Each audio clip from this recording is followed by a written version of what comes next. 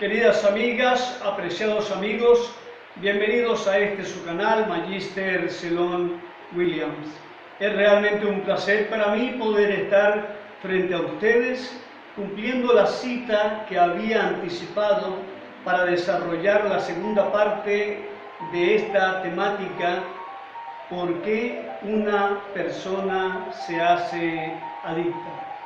No obstante, permítanme señalar mi gran preocupación ante lo que está ocurriendo en el planeta, mi solidaridad con cada uno de ustedes y también de pronto un mensaje muy sencillo, y es que en medio de esta catástrofe, de este caos, de esta brutal incertidumbre, nos aferremos de la fe y nos aferremos de ese poder superior, como también solía decir mi viejo, o como usted lo entienda, pero que nos aferremos de algo que esté por encima de nosotros, porque a fin de cuentas es mucho más lo que tenemos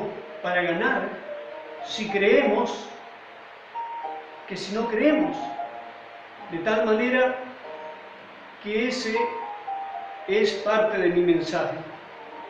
Mucha fe, mucha conciencia, mucha objetividad, mucha lógica y mucho respeto a las advertencias, a los protocolos que nos han venido señalando las distintas autoridades, peritos en la materia, para evitar contagiarnos y también quizá contagiar a otros.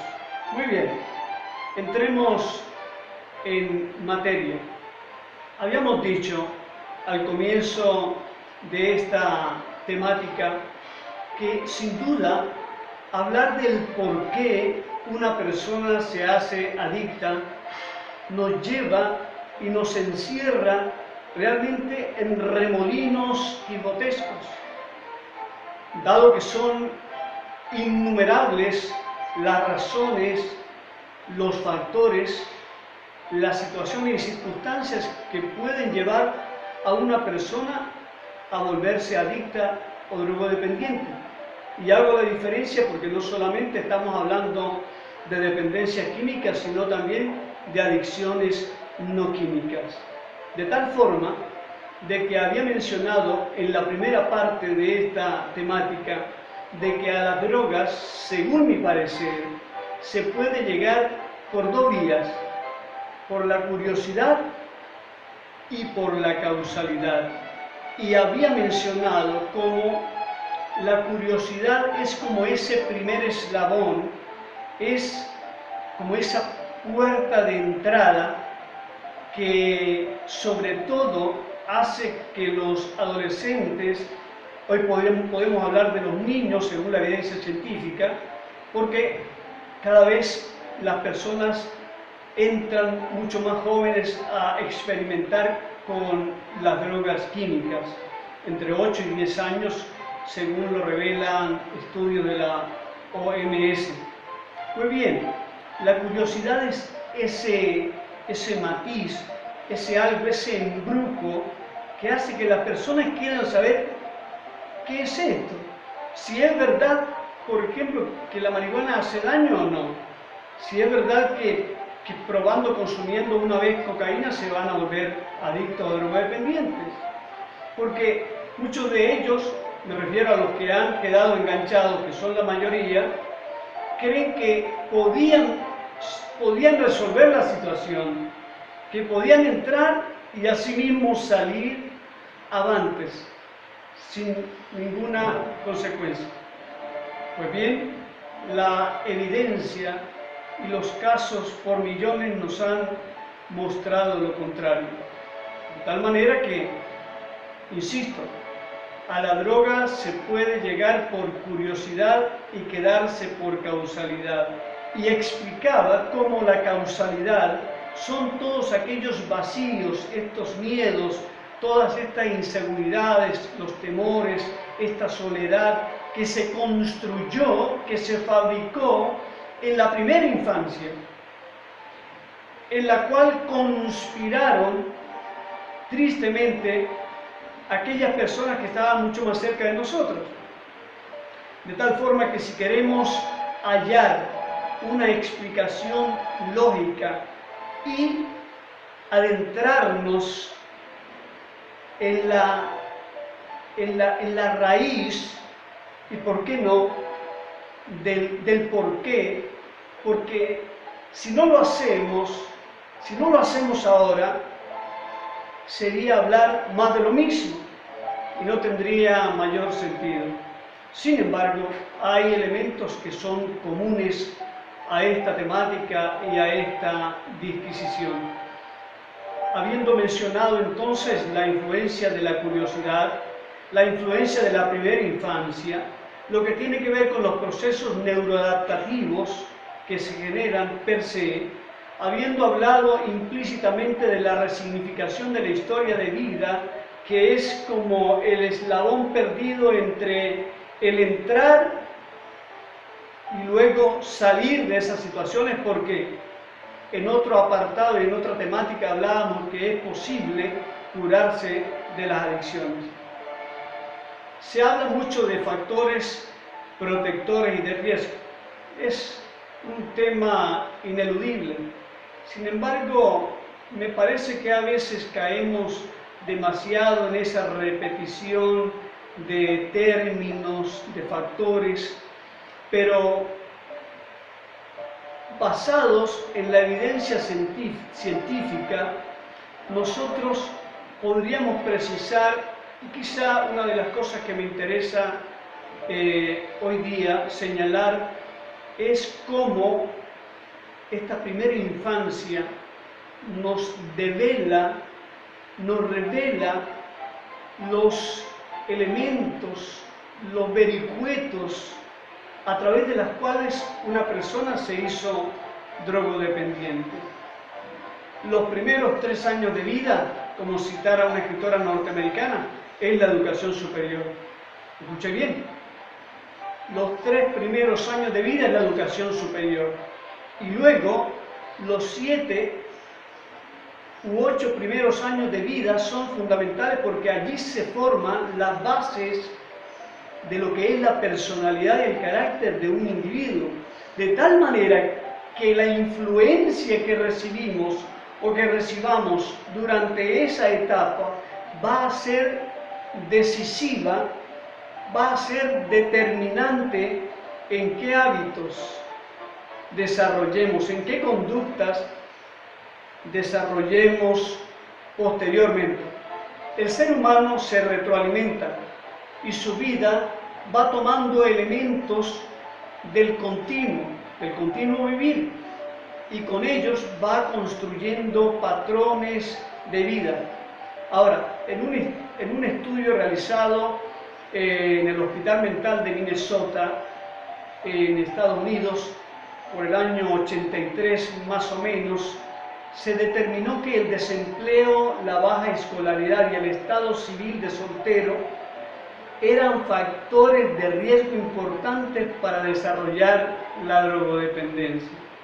Y entre los motivos más frecuentes para que una persona iniciase el consumo de sustancias se destacaban, mire usted, la curiosidad y la presión del grupo.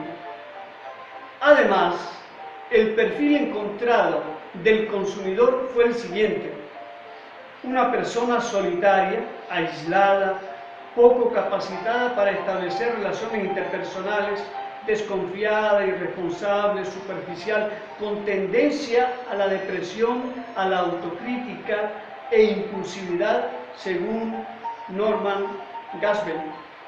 Entonces, todo lo anterior indica una gran inestabilidad emocional en la familia del adicto, que es muy común encontrar. Y también es muy común encontrar dentro de los perfiles una madre sobreprotectora e indulgente y un padre débil y falto de firmeza. Son elementos muy característicos que se han podido contrastar. De tal forma que bien podríamos hablar de los factores que están relacionados con la droga, para que una persona se haga adicta o drogodependiente. En este apartado, a más de lo que ya se ha dicho, yo quisiera detenerme en un bloque muy especial y en un área que para mí reviste una relevancia sumamente importante, cual es el de las metilsantinas, ¿sí? Es aquel grupo de sustancias que están en el mismo grupo de los estimulantes del sistema nervioso central, donde se encuentra la cocaína, por ejemplo, y las metilsantinas no son diferentes al café, a las colas, a la teína, a la teobromina del chocolate. ¿Por qué menciono esto?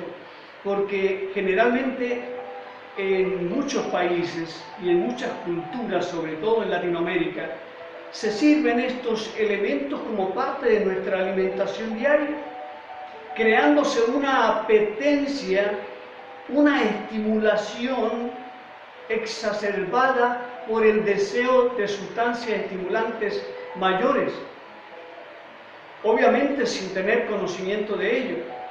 Pero la persona va ingiriendo estas sustancias, sobre todo si lo hace cuando es niño, y en la medida que llega a la adolescencia, entonces se encuentra con aquellas fiestas del fin de semana, del fin de año, aquella celebración, el cumpleaños, qué sé yo, donde hay alcohol, cigarrillo, marihuana, cocaína, y bueno, dependiendo del contexto, sucede que es posible que por la misma presión de grupo de que hablábamos, la persona se sienta inquirida a consumir, a probar la sustancia.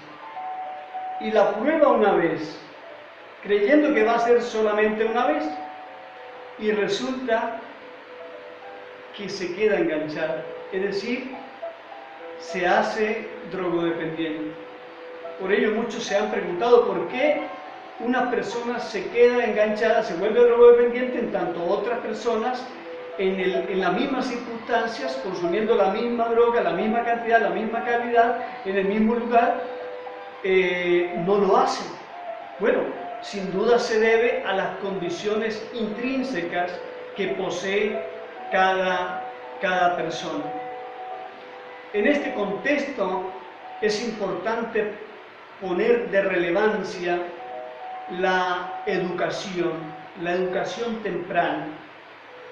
Es superlativo que nosotros como padres y madres podamos comprender que los niños y las niñas necesitan de un acompañamiento responsable. Yo evidencio cómo en nuestras culturas en general los padres, papá y mamá, se jubilan a edades muy tempranas. Dejamos de ser padres demasiado jóvenes. Y el niño, cuando más necesita de mamá y papá, y principalmente de mamá, para poder formar estereotipos, para poder reafirmar su personalidad, para poder reafirmar su identidad, para poder fortalecer su carácter.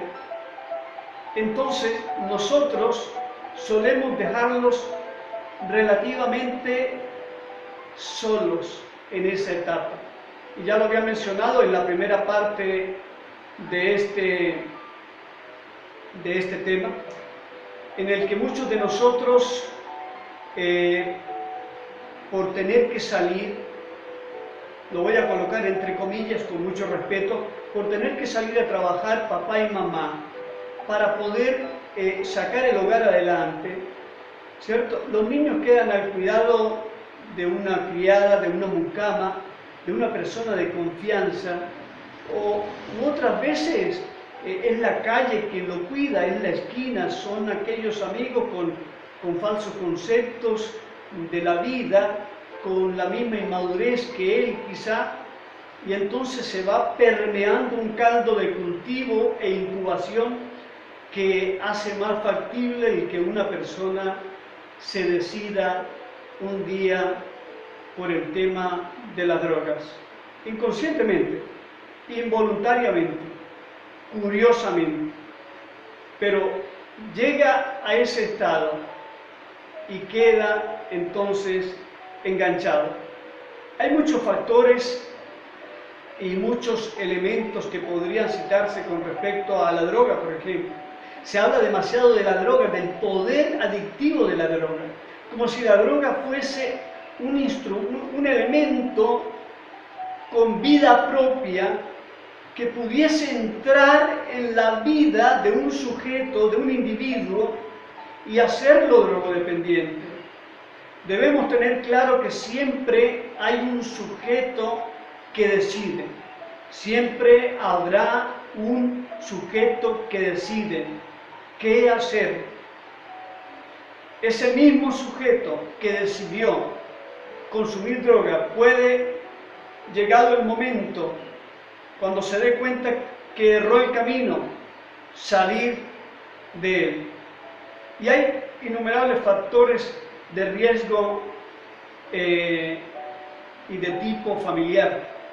Peleas en el hogar, violencia intrafamiliar, un hijo que no fue planificado, que no fue deseado, un hijo que vino al mundo sin haber un modelo, porque ojalá nosotros trajésemos a la vida hijos con un modelo preconcebido y que no fuese estos hijos, que son una maravilla, el fruto de un accidente hormonal o de un exabrupto, porque después la responsabilidad es inmensa. Y después yo he escuchado en más de 25 años de trabajar como coach, como terapeuta, como acompañante de procesos de cambio, escuchar a padres y a madres de familia casi indignados, casi sorprendidos. ¿Qué hicimos mal? ¿En qué nos equivocamos? ¿Por qué me ocurrió esto a mí? Como si fuese un castigo de Dios. Incluso así lo mencionan.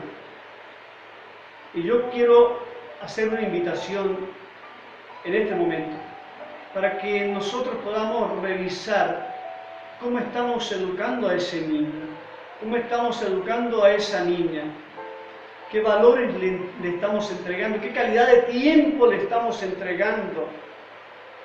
En nuestras ollas muchas veces se cocina veneno. La alimentación, la dieta, juega un papel preponderante en la adquisición de ciertas adicciones o en la predisposición que generan muchos individuos a ser potenciales consumidores. Creo que en este momento histórico de nuestro planeta, de la humanidad, cuando vemos a diario cómo las sociedades están siendo diezmadas por el abuso de sustancias psicotrópicas, cómo las sociedades están llevándose a lo mejor de ellas en términos futuristas, que son los niños, que ciertamente no son el futuro, sino el presente, porque no hay futuro sin presente, pero que si no hacemos algo a tiempo, y ese algo, considero yo, es concientizarnos, y así vivamos en una situación un tanto precaria, así no tengamos los lujos y las comodidades a que estamos acostumbrados o que deseamos, así tengamos que sacrificarnos, porque la vida es de sacrificios, podamos colocar en primer lugar a ese ser que trajimos a este mundo. es muy importante tener claros todos estos elementos, y es muy importante también que cada uno de nosotros se autoexamine. Yo solamente estoy entregando una sencilla y muy breve información, que por cierto, si usted quiere ampliarla, podría ver el video que está acá, la primera parte de por qué una persona se hace adicta, o que también podría encontrarlo en el libro La cura para las adicciones, de mi autoría, de Celon Williams, donde hacemos un aporte, porque considero que la sociedad se construye con todos juntos. Esta sociedad no puede ser de islas, no puede ser de entes separados.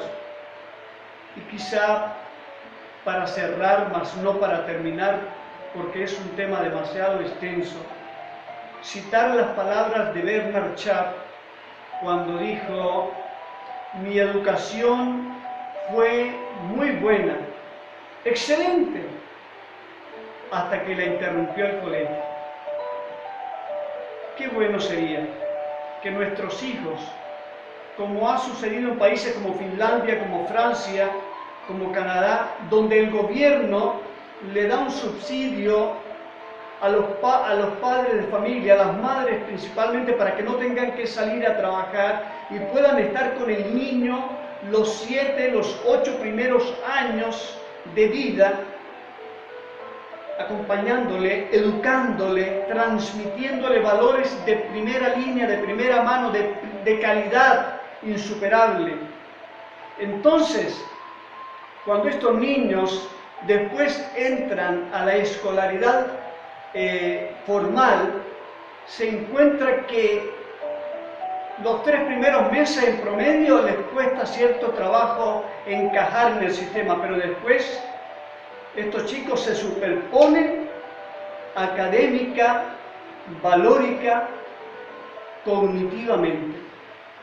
Ojalá que tengamos en cuenta estos factores, apreciados amigos.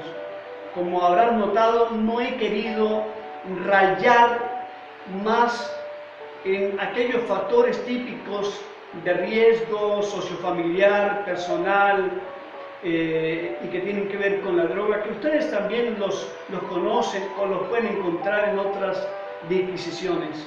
Mi interés hoy día, nacido de lo más profundo de mi corazón, ha sido poder generar un estadio donde podamos quizá autoconfrontarnos, quizá revisarnos, quizá mirarnos hacia adentro para ver cómo estamos haciendo las cosas, y después no tengamos que exclamar ni que preguntarnos: ¿por qué a mí? ¿Qué hice para tener que estar viviendo esta horrible circunstancia?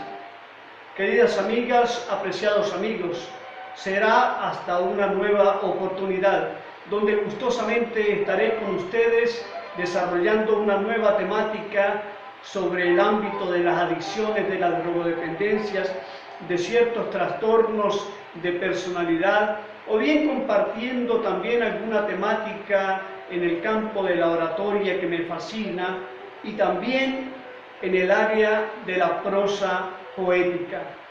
Pues bien, les dejo con este gran pensamiento: no se comienza de cero, solo se vuelve a empezar. Feliz día.